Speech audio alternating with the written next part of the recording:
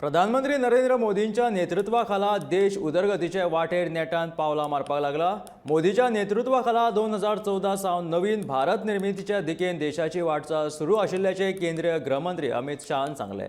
आझादी का अमृत महोत्सवाच्या निमतान आयोजित तिरंगा उत्सव कार्यावळीत अमित शाह उलयताले। 2014च्या विदेशात भारताचो दर्जो वाडला।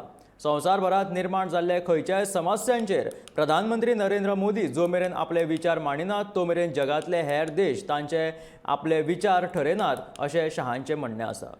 घर घर तिरंगा पूरी दुनिया में एक संदेश है कि भारत का हर नागरिक हमारे संविधान निर्माताओं की कल्पना के अनुसार, हमारे संविधान की कल्पना के अनुसार, हमारे संविधान की अपेक्षा के अनुसार एकजुट होकर भारत के विकास, भारत की समृद्धि, भारत की सुरक्षा और भारत की संस्कृति को आगे बढ़ाने के लिए एकजुट होकर 25 साल तक काम करने वाला है।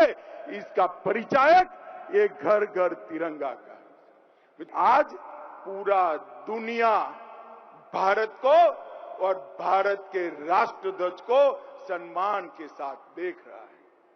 2014 से लेकर 2022 में पूरी दुनिया में हमारे प्रिय प्रधानमंत्री श्रीमान नरेंद्र मोदी जी ने भारत का सम्मान बढ़ाने का काम देश के प्रधानमंत्री नरेंद्र मोदी जी ने किया है।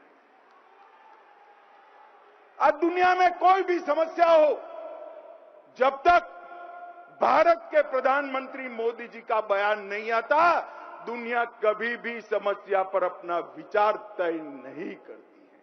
और ये दिन देखने के लिए ही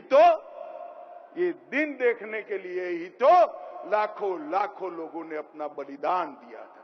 एक ऐसे भारत की रचना जो आत्मनिर्भर हो, एक ऐसे भारत की रचना जो अपने अतीत पर गौरव करता हो, एक ऐसे भारत की रचना जो अपने भविष्य के लिए न केवल आश्वस्त हो, अपने भविष्य की रूपरेखा वो भारत के युवा के दिमाग में स्पष्ट हो, इंगित।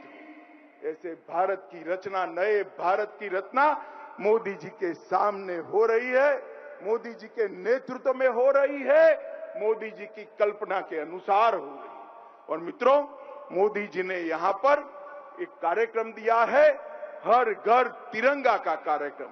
आज उन्होंने आह्वान किया है कि हर भारतीय नागरिक ने अपनी डीपी पर तिरंगे का चिन्ह लगाना।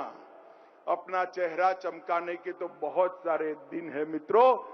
आजादी का अमृत महोत्सव तिरंगा चमकाने का दिन है। मैं देश के सभी लोगों को अपील करना चाहता हूं कि अपने डीपी का परिचय बदल दीजिए, ये महान तिरंगे को वहां पर रख दीजिए। लाखों स्वतंत्र सेनानी और हमारे फौज के जवानों ने जो आहुति दी है, उसको श्रद्धांजलि देने के लिए इससे बड़ा कोई अवसर नहीं मिलेगा।